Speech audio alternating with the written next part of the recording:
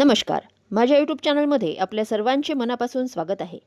भविष्यात मोठा आर्थिक फायदा मिळणार लाईफ टाईम पेन्शन 10 वर्षाचा नवीन फॉर्म्युला. नोकरदारांसाठी पी एफ जितका महत्त्वाचा आहे तितकीच महत्त्वाची आहे E P F O pension योजना. अनेकदा कर्मचारी पी एफ बॅलन्सवर लक्ष देतात पण पेन्शनच्या नियमांबाबत लक्ष देत नाहीत. निवृत्तीनंतर दरमहा खात्रीशीर उत्पन्न मिळावे यासाठी 10 वर्षाचा एक विशेष नियम पाळणे आवश्यक आहे. ही पेन्शन नक्की कशी मिळू शकते आणि त्यासाठी कोणत्या अटी पूर्ण कराव्यात हे जाणून घेऊयात सविस्तर. त्यापूर्वी चॅनलला पहिल्यांदा भेट देत असाल तर लाईक करायला विसरू नका, सबस्क्राईब करायला विसरू नका, नवीन अपडेट्ससाठी बेल आयकनला प्रेस करायला विसरू नका आणि माहिती आवडल्यास आपल्या सहकारी मित्रांना शेअर करायला देखील विसरू नका. पेन्शन मिळवण्यासाठी महत्त्वाच्या अटी.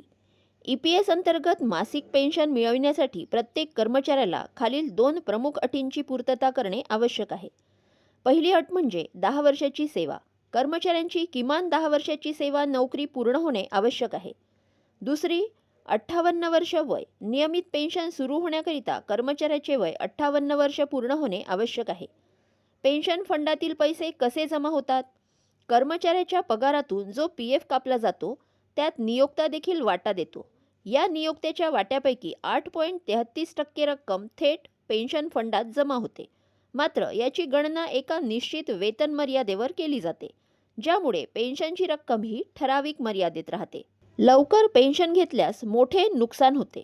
जर एखाद्या कर्मचाऱ्याने वयाची 58 वर्ष पूर्ण होण्यापूर्वी म्हणजे वयाच्या 50व्या वर्षी अर्ली पेन्शन घेण्याचा निर्णय घेतला तर त्याला दरमहा मिळणाऱ्या रकमेत कायमस्वरूपी कपात केली जाते.